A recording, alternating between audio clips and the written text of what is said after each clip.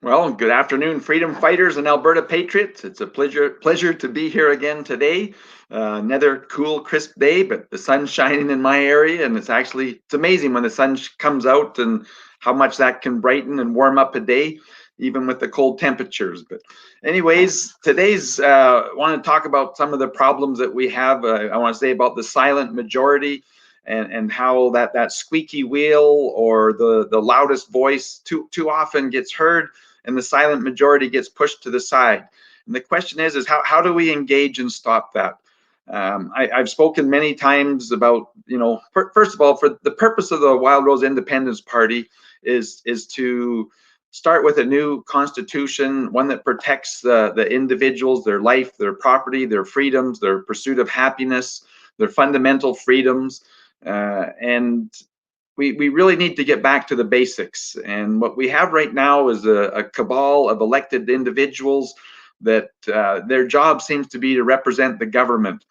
I remember in 2008 when I was running, my opponent was asked the question, who are you going to represent when you get elected? Are you going to represent us, or are you going to represent the premier?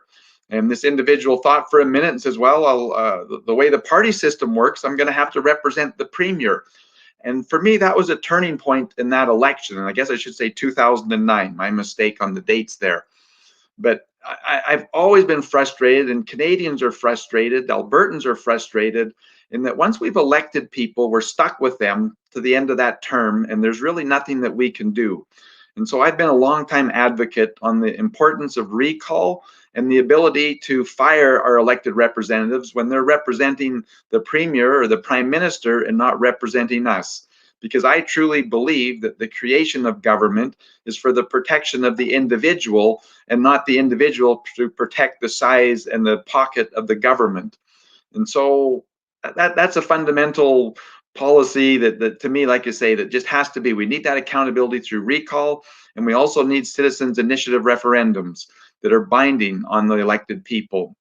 But today, I want to talk about another problem, and we've seen in the States just the fraud and the inability to know whether anybody and who actually voted, and the dilemma that's causing. But not only that, I very much found over the years that human nature is such that when we know that there's nothing that we can do about something, we disengage or we move away from that. We don't spend a lot of time or put any effort into something that in our own minds we already believe we can't achieve anything. And so those are things that distance people from politics, is because one, there's no accountability. Once there's elected, we can't do it. And number two, we have no voice. And without a voice, like who wants to sit there and scream and yell with nobody to hear us when we want something? And we see more protests going on. We see people signing petitions and doing what they can and making phone calls, but we don't have a voice. And one of the privileges of being in this position as the interim leader is that lots of people contact me with ideas. And an individual by the name of Dan Morrison contacted me some time ago and said, hey, Paul, there's just some incredible breakthroughs in technology and the ability to empower people to actually communicate and stop a government from doing things that are upsetting to us. And I was intrigued, and I've sat down and spoke with Dan a couple of times, but I think what he has to offer is something for us to consider in a new government with a new constitution, and engaging Albertans. How and should we do that? And so I'd like to bring on Dan Morrison, and we'll have him talk a little bit about what his ideas are. And like I say, the biggest problem that we're having right now is there trust in our election system. And I've always been one that believes we absolutely have to have a traceable paper ballot so we have evidence. And with that, I'm going to turn it over to Dan, because he's on leading edge technology here, because there's more that we can do with blockchain. So Dan, maybe share for a few minutes what your vision is and what we can do on voting, and then we'll get into governance next, if that's okay. Sure, Paul. Thanks for having me on. We're really excited about the opportunities that are present right now and for the future in terms of assisting people in the manner that you've discussed prior. It's a principle-based application that we've been working on, and it's not so much what we have, but it's why we're doing it. And you've alluded to some of those comments at the start there, Paul, and it's really important for the people to understand the simplicity of the principles that have driven us to where we are here today. Just to tell you, maybe just a brief little story. Government, of course, is created by the people, and to understand that relationship, if you and I, Paul, went back at the beginning of Canada, where our grandfathers were starting it up, and we were both working, and we were both producing on our lands, maybe at the back 40, and somebody was on the front 20, and they were stealing from us, and then in the next day we'd go to the front 20 and they'd steal from us in the back 40. We would lack our ability to produce, and we'd have to hire somebody. And so what we'd end up doing is we'd get together and we'd hire somebody like Dave, for example, who's helping you out here. And as soon as we do that, we've created government. And what that means at that exact moment that we've hired Dave to look after the back 40 when we're on the front 20 and vice versa, so that we can produce and obtain prosperity and wealth. And what transpires at that point is that we're a lot freer because of the servants that we've hired and paid for. To advance that a little further really quickly, if somebody walks by our lands and says, hey, look at all that stuff that they have. I don't have a horse, I don't have any vegetables, and I'm going to talk to Dave here, and I'm going to say, Dave, can you give me that horse and some vegetables? That's the real question. Can Dave do that? And the answer is no, he can't, because he's hired by us. The people are the power in government, and that's what we've done in creating our app, is provide an opportunity for the first time in the history of the world that the people can have an instant opportunity for a quick, accurate, anonymous, unhackable voice instantaneously, so that they can understand what the majority of the people are asking. Okay, excellent point there, and that really is a frustration. And again, we always see polling, and I've always been intrigued with polling to see the way the questions are asked. They're usually pushed and trying to drive people into different areas. And another problem is people aren't educated and understand what the questions might be. But let's talk a little bit about the actual technology and the individuality, and how you say, like, we're all on this app, and we could put out a question. For example, the current question is would you like to see freedom in your area? And to maybe even expand that out a little bit, that could we do it regionally, so that the people in Lethbridge vote one way, the people in Calgary another way, Edmonton, and then those people in rural areas. Let's just talk a little bit about that voice of the people and what we could do with that app. All right. Well, some of the problems that we have, and Dave, can you just throw up the problem slide? Let's just quickly look there. So we've got a point of reference. Is we've got old world models that are still functioning today, and you talked about those in your intro, Paul. Government's inability to instantly connect with the people between election cycles is the one that we're going to discuss today. But there are others. There's monetary systems not controlled by the people, and there's exciting new future developments that are currently being adopted exponentially today. So we've got some solutions here that we can discuss, and we got people-powered protection is what we've done. Is we've operated in utilizing this technology that is blockchain-based on next-generation interoperable chain. And, we're looking at three areas: governance, business, and finance, to provide a whole new model that'll assist the people in empowering them, giving them a voice, and opening up an entirely more efficient future than we have today. But we're going to focus on governance. So let's take a look at the governance slide, because that's what you asked about. And how it works in our world is quite simply, it might be tough for your viewers to understand the blockchain capability. It might be new to it. But we're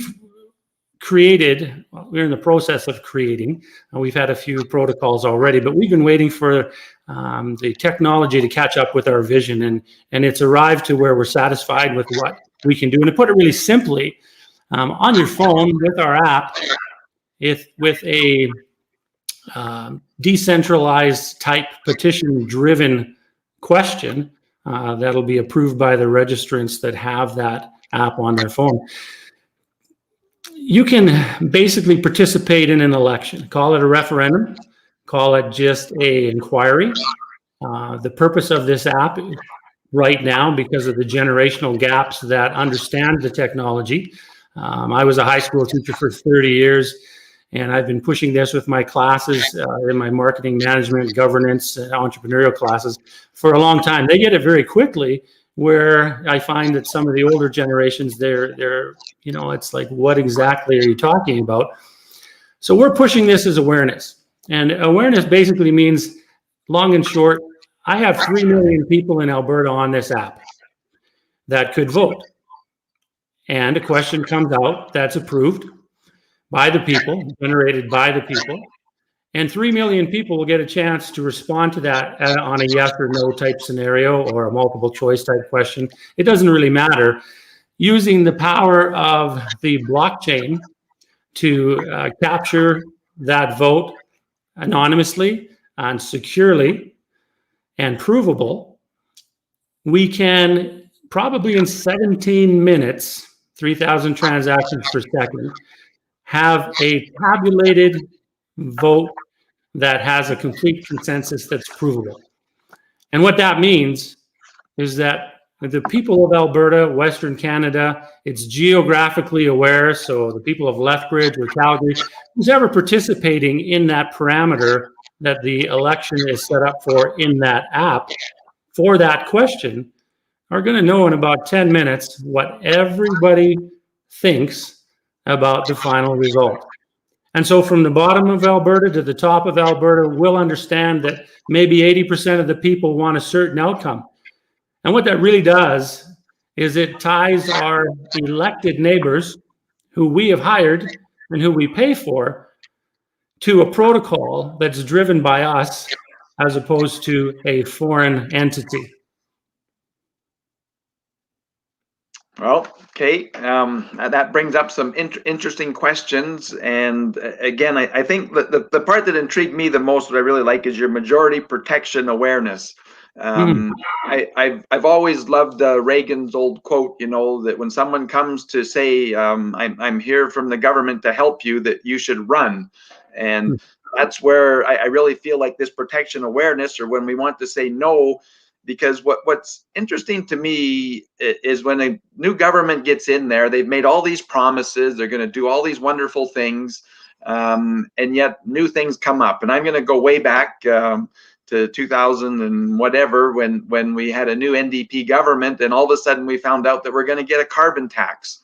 And what can we do about that? Did the people have a voice? Were the people able to say no? We signed some petitions and we made phone calls and everything else. But the fact of the matter is that we couldn't recall these people, and we couldn't really send any numbers. But if we had this app, and again, is this something that, and I'll just ask you a quick question, is this something that has to be on a cell phone, or could it be on a computer, or with the individual's blockchain? How you know what I mean? Like I carry my credit card in my wallet. How can we carry around, and I want you to talk a little bit about the individuality and blockchain, and maybe explain a little bit to the people, because this is something new for most everybody on blockchain. And I liked what, I think you're the one who told me that blockchain's a lot like your fingerprint.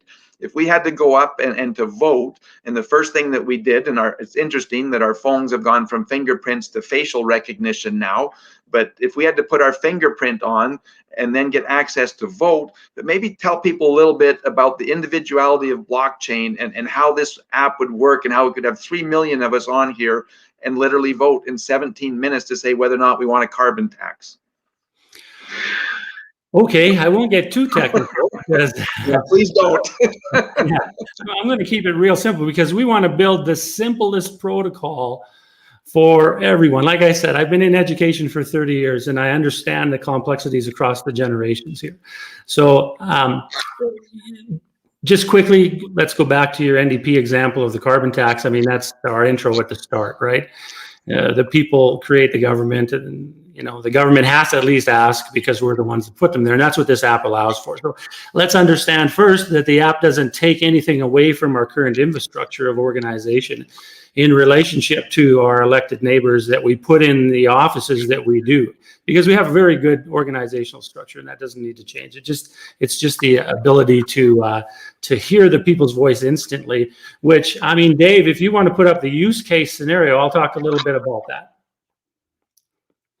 So our use case slide that Dave is searching for right now,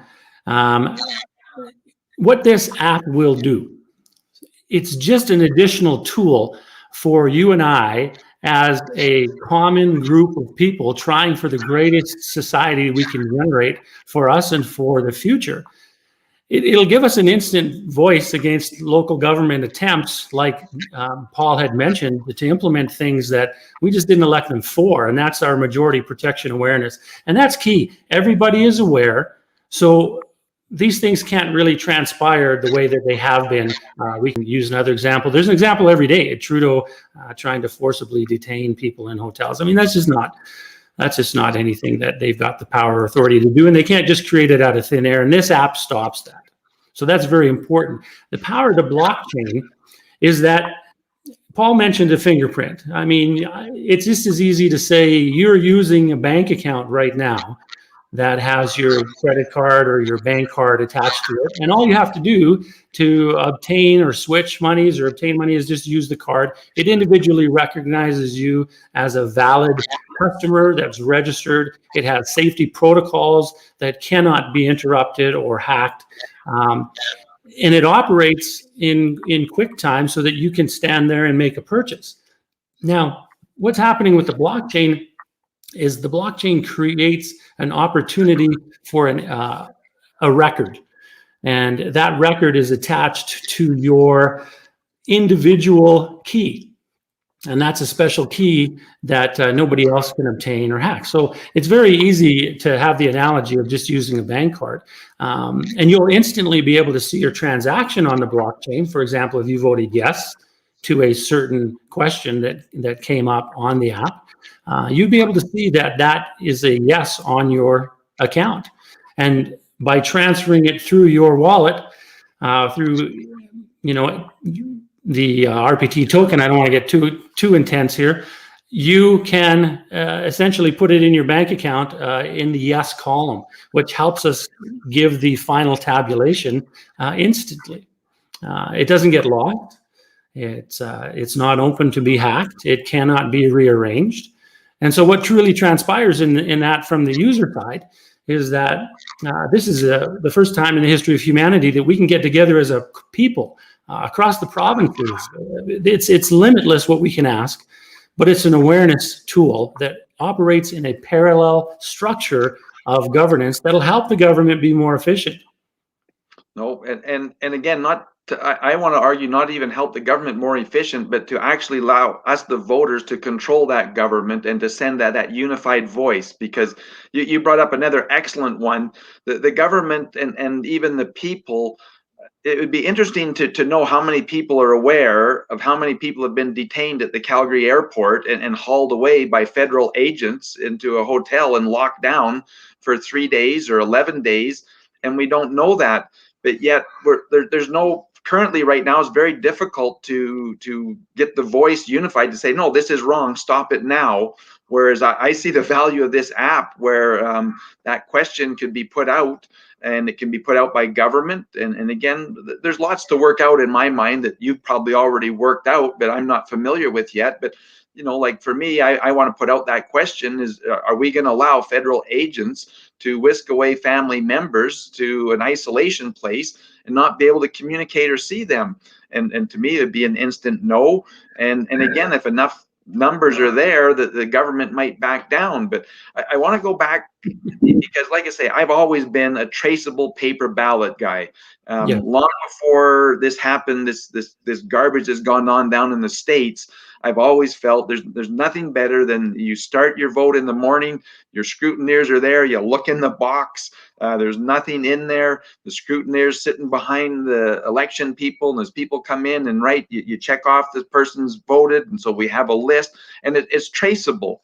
And so for me, when you keep saying it's not hackable, that's always, well, that sounds really good, but is it? And again, for me, like credit cards, we know that people get those numbers and do that. Blockchain is ever more sophisticated than that, but we need to start, I guess what I want to say is at just kind of a I can't even think of a right word for just general interest, or here's the pilot program and we're going forward and doing that, and by doing that, what we want to do is educate people and get them to have that trust that this is real and that this is me. But can you explain a little bit, because you always say that we can authenticate this, and so okay, it shows on my phone I voted yes, but how do I know that my yes has actually been transmitted to the bigger yes? Can you explain that a little bit? Where's the confidence that my vote really did get put where I think it went, and not just as yes on my phone? Well, the bigger yes would then be stored on on the blockchain explorer, which is, I guess you could go back to how your paper vote works, or accounting at the bank works. You can check your address that you have, your fingerprint, and you can go to the main explorer and watch it be processed and revealed on the blockchain. And you can see exactly where it's gone. So you can follow your transaction. There's just no way that any of these transactions can be interrupted on the blockchain. And in fact, they haven't. There are sites, people that exchanges that have lost their keys, so to speak, or their login securities. Exchanges have been, we've read about exchanges being, sidetracked. But for example, I can give you just a quick example. Somebody a couple months ago got into exchange and basically, like a bank robber, jumped on a bunch of people's accounts and wallets. But because the blockchain stores that, they were instantly able to see where they were transferred and instantly able to shut them down and retrieve them so that they can't be used. So unlike a bank robber that can break in, grab the money and go, the blockchain is, you cannot interrupt that chain. It's open. It's there for everybody to see, and you can follow it step by step right to its final transaction, from where it originated to where it's ended up. And so a governance app really this provides such a tremendous world opportunity for instant awareness for all of us. As you said, nobody would put up with any type of forcible confinement at an airport from a government that you elected and paid for. Come on, that's ridiculous. And I mean, this is instant, Paul. This would be an instant. That's what's so exciting, is that we don't need to wait 3 or 4 days or come up with it. But Dave's telling me that we've got some good questions coming up, and like I say, this is something new. So Dave, maybe you want to throw some questions up that we can try to answer, because to me this is pretty exciting stuff when the people actually have a voice as opposed to just an elected representative. This really is into a new game that's quite exciting. To match this with recall and balanced budgets, wow, maybe health, wealth, and is possible. Dave, do you have some questions that maybe we should stop here and answer for a bit? Okay. How can the app be guaranteed not to be hacked? Well, again, this is as simple as I can say. The blockchain itself, unless you have been able, or unless you've given up your keys or your seed phrases to somebody else, there's no way that they can access your transaction. So it's literally impossible. And if anybody did, and they made a transaction with your hashtag, your fingerprint, you would be able to trace who made it and where they sent it to. It's visible for everybody. Today, it even gets better, Paul. And this is where it's so exciting. Like Alberta, if you pick this up, Alberta has to understand we're talking business and finance as well on the blockchain that totally frees us from, and this is happening all over right now. And we're way behind, by the way. We can unbank from the banks, right? We can go further with our currency adoption and our business transactions. There are people right now who are trading in Bitcoin. So to answer our question to our person out there who asked it, Elon Musk the other day transferred $1.5 billion into the blockchain to buy Bitcoin for Tesla. Yeah, that's a lot of money. And within a couple of days, because blockchain went up, he made more money on that than he's made in his entire company in terms of sales from Tesla, which is absolutely astronomical. But he has no worries about his 1.5 billion being hacked because it's his fingerprint. Nobody can use it. And if they try, we can see where it goes. The blockchain does not allow anybody to interrupt your transaction. And that's the neat thing, is that there's the history on there. Like you say, each time it exchanges or goes somewhere, that history is locked on there. But Dave, do you have another question?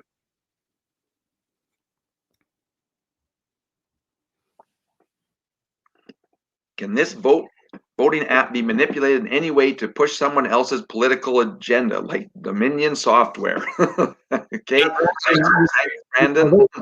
Those are great questions. I can tell you, as a high school teacher for 30 years, walking the halls with 30,000 amazing kids and their families. We have a super educated society. Like, we are so intelligent. Our systems have done so well in allowing people to have freedoms and to speak their minds and to really understand what's happening in the world. And can the voting app be manipulated? Are you going to manipulate 3 million people? Each of us have a responsibility to maintain our freedoms and our prosperities, both for us now and for our future. So it's time to involve the stakeholders who have put the elected neighbors in the office so that they themselves can have an instant awareness opportunity to speak. And it'll rely on people's intelligence, and I'm highly 100% behind the intelligent goodness of Albertans to be able to understand what's best for the common and what's best for our society going forward, and to be able to also understand the manipulations that are occurring to speak against them. In order for anybody to manipulate this, you'd have to manipulate the people. And I don't see how you can manipulate me when a question shows up on my phone and I pick it up and I say, oh, wow, look, the NDP want to throw in that carbon tax, and they haven't been given permission to do that by the people that elected them. And I'm fully okay if the majority wants to adopt that under the proper principles that are immutable that we've agreed upon. But I'm going to say no. And guess what? In a few minutes, I'm going to see how my fellow Albertans reacted. Nobody can touch our phones. Nobody can interrupt them. Nobody can stop the transactions or manipulate them. Okay, I appreciate that. You said something there that was kind of key to me on our governed principles. And so I just want to talk for a little minute here, and I'm going to pull away from our blockchain technology, because one of the key things for me in order to be sovereign and free is a constitution that recognizes the supremacy of God and the rule of law. And you said a key thing there, that this isn't going to allow the tyranny of the majority to where, they want to, the question is, like, maybe the question that Rachel would want to put out there is, hey, let's go to a 75% tax on anybody who makes over $200,000, and then Albertans to vote on that. The key thing that you talked about there for me was the fact that, we're going to uphold those principles that we have, and so you can't be breaking those down. And so for the Wild Rose Independence Party, that's one of our key platforms, is to create a constitution for Albertans that protects the individual. And so this is about that protection. And again, I love your analogy. I use it myself, of needing to hire someone to protect what we have. Well, that's what the Constitution is, and this this majority protection awareness. I love that term, majority protection awareness. where people can't take it away. And so with that, one of the questions that was coming up here, though, is who gets to decide what question goes on the app? How would we decide that and not get overwhelmed with 3,000 questions a day? Have you put some thought into that? And again, these are just general questions, but interesting with this new technology. Absolutely. If we go to user benefits, I don't know, Paul, if you, or Dave, if you can throw up user benefits slide. What user benefits are is a instant, accurate, user-driven election referendum. And you can take that away now, Dave. Basically, what that says is, you know, at the beginning, so Paul, what I would encourage, you know, yourself or your party to do as an independent up-and-comer, to say that the principles that you want to have for Alberta and that they're developed by the people or presented to them are immutable. But it also allows for, we have an app built in, or a petition drive built into our app, where common Albertan or Western Canadians, if this is a Western Canadian thing, can put a question out there that they would like to see addressed, because we are an intelligent people and can bring a lot of solutions to the table. With the support of a designed amount of people that are registered on the app, maybe let's say they get 15,000 people supporting the question, that question then goes to your app.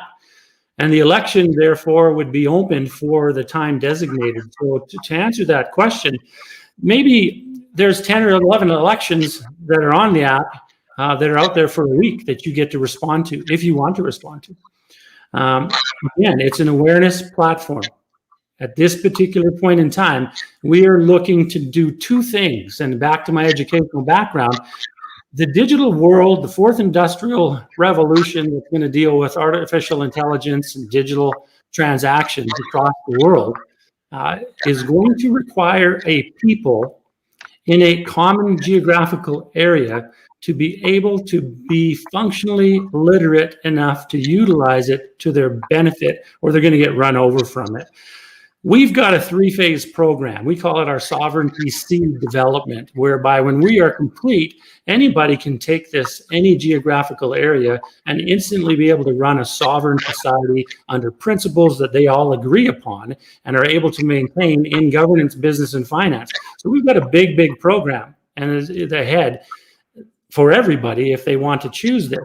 But it begins with the governance app, strictly so that you can become familiar with how to use this new intelligent digital world to your advantage in a very simple way that will help you understand the scope and sequence of what's coming and prepare you in a parallel governance model for a seamless transaction if the old world models ever fail in our area or in some area.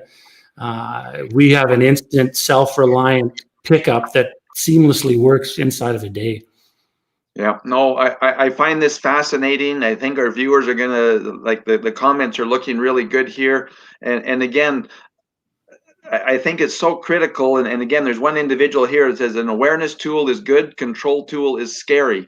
Excellent point. And that's where I say, like, one of the problems that I have always said about democracy, and especially our own constitution, is that it actually allows the majority, the 7 wolves, to vote to take the lambs from the 5 sheep, because it's majority rule.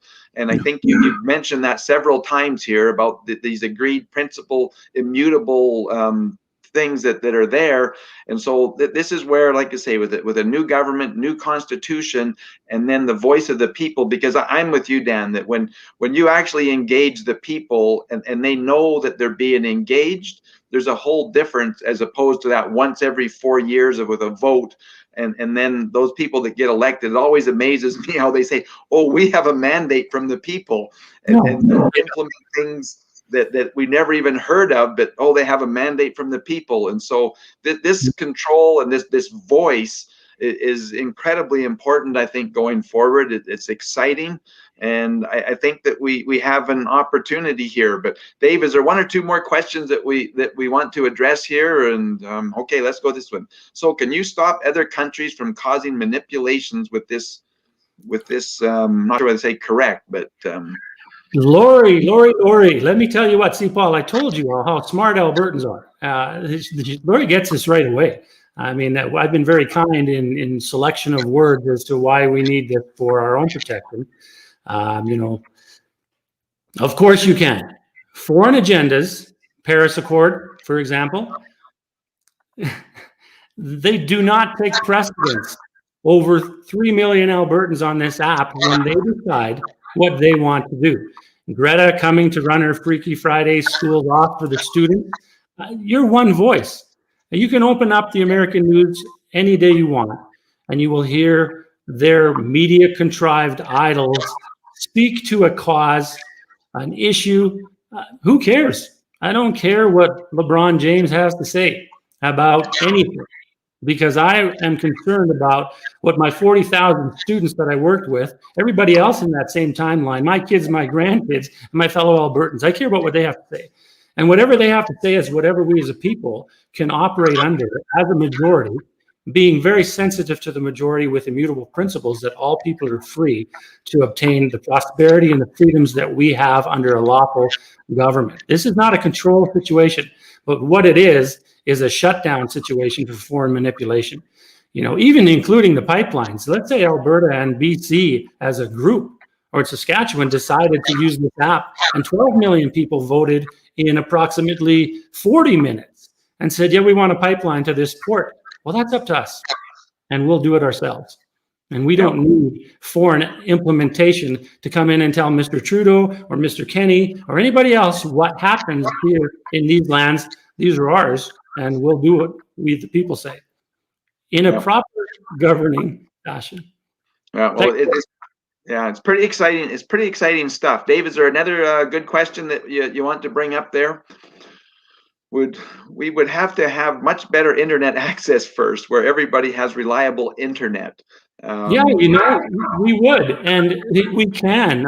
Again, let's go back to why are we always relying on other people to give us better functionality when we have the greatest minds on the planet right here in the earth? If we take a look at SpaceLink, again, we have to go back to Elon Musk, because for some reason our governments have so much regulation that other people here can't do it, which we could easily do it. He's launching, I don't know how many, you can't quote me on this, but let's say he's launching 80 satellites a day to provide internet access around the world with his Starlink platform, I think.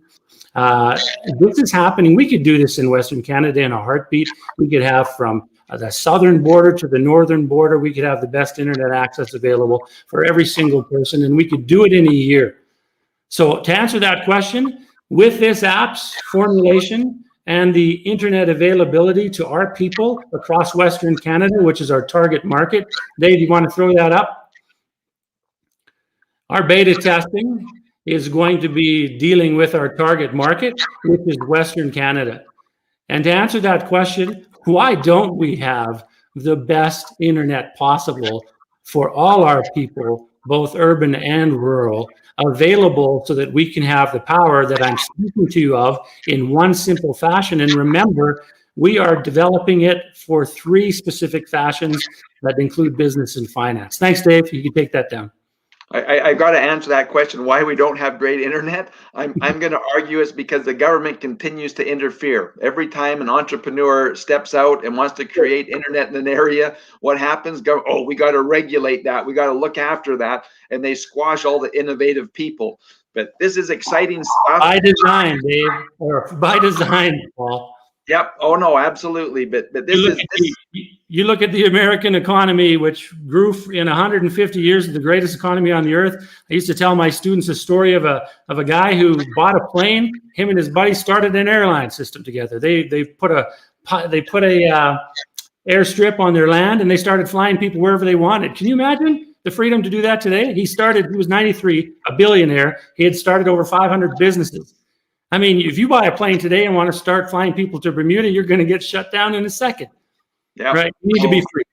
Yeah, we're ruled and regulated. I want to say nigh on to death. We are alive and breathing, but we're in a real tough situation.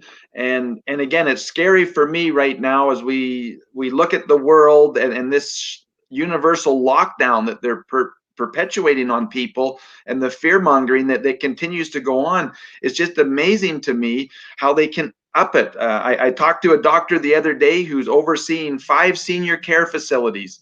Yeah. All of the workers, all of the seniors have all got their double shots. And I says, oh, that must be wonderful now. So people can come and visit and not have to wear all the PPE. Oh, no, we're still wearing all the PPE. No, visitors can't come in. We're in complete lockdown. And this is scary. We're in a situation, and I've heard rumors that Jason wants to keep us locked down for another year. And again, I want to go back to the 2 things that government do to oppress people. One is economics. If they can destroy your economy and you're not self-sufficient, you're dependent on government, and that's how they like to capture people into socialism. And to me, that's what this is about. It is to continue to shut people down, lock them down, destroy the economy, so that we have to look to government for that handout. And the other way is education. If they can ensure, and again, I had a guy talk to me today, we actually need teachers, not preachers. We need to inspire students, and you've done it for a lifetime, Dan, of getting them to open their minds and to use it. But when we're educated and when we can communicate, we're not controlled by a cabal of elected people who can overwhelm us with misinformation and take advantage of us, and we really don't have a voice. That's the biggest thing that people call and ask me every day about is, Paul, what do I do? How do I express myself? And that's why I'm excited about an app and technology like this with blockchain that will continue to work with Dan to look at this. But this is exciting things that actually solve the problems of big government and that overreach of Ottawa, that overreach of the province, and gives the individual that voice where every individual counts. And the important thing is there's 3 million of us, and there is that strength. I'm like Dan, I have great faith in the majority of people. It's that silent majority that's working behind the scenes, that's manipulating things. But anyways, we just want to thank everybody for tuning in. Dave, Dan, do you want to give a closing word on your thoughts? And maybe we'll put up your webpage there so people can see where to go to look into more of what you've been working on. But Dave, is there any more questions from the people? Oh, there's always more questions. All right. Yeah, you know what? It's time for Alberta to lead the way. There's just no doubt that the future is so great for us as soon as we move aside the foreign manipulations and those who swear an oath to uphold them. And we know who they are. And being a teacher, one of the greatest things was to get out there in the community and help kids in school, coaching, all of those type of things that we were allowed to do. And let me tell you what, nobody comes into our house and pushes it around. It's just not going to happen. And those days are over. We have a website for Western Canada that I would encourage you to share this video, share that website far and wide. One of the things that we struggle with is just, Paul is saying, hey, listen, why don't we just get a few people, and why don't we develop this, and why don't we just hand it out to the people for free? And that just doesn't work. This needs to come from the people. If you want to have the opportunity to participate in this, we need people, and we need to know who you are. We need your help because we want you to be part of it. We want you to help lead the way because we want this to stick, and we want this to be a permanent solution. The voice of the people under proper principles of governance will produce a society so prosperous and so wealthy and so secure, rather than us laying around waiting for somebody to tell us what to do, when we can do it, how much we get for doing it. Those days are over. They don't need to be here anymore. That is an old world model, and we're going to crush that thing. I'd love to see you share this video and take it upon yourself to help other people, well, not just you, but the viewers. Yeah, no, absolutely. And Paul, for you, I'd love your party that you're the interim leader of to say we're going to go after these proper principles of governance for the people, and we're going to change Alberta, and Alberta's going to lead the way for Western Canada. And we're going to develop a sovereignty seed program that can be used anywhere in the world. And this technology is growing exponentially. It's allowing people to unbank from the banks. It's insurance. It's doing everything. And we need to get on it. And we've been delayed long enough. so that the old world models, going back to the Magna Carta of 800 years, are still being employed on a people in 2021. And that's unforgivable. That's also on us. Yeah. Well, and again, until new technology comes along, and then again, I want to thank Dan for coming on, and we'll have him back because we need to talk about unbanking from the bank. That's another big issue, but again, too much all for one day. But this is exciting information for people to wrap their head around, to go to the website, again, to please share this.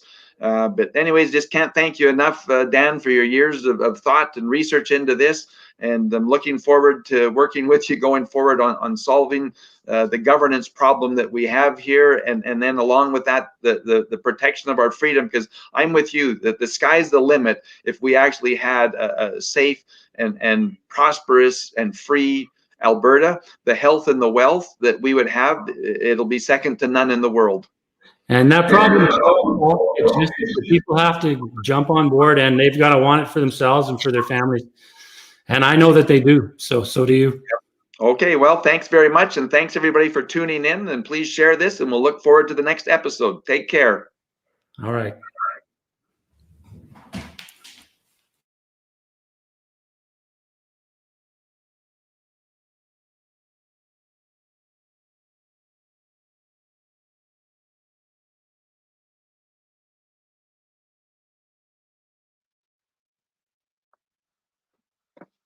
Dave, are we behind the scenes?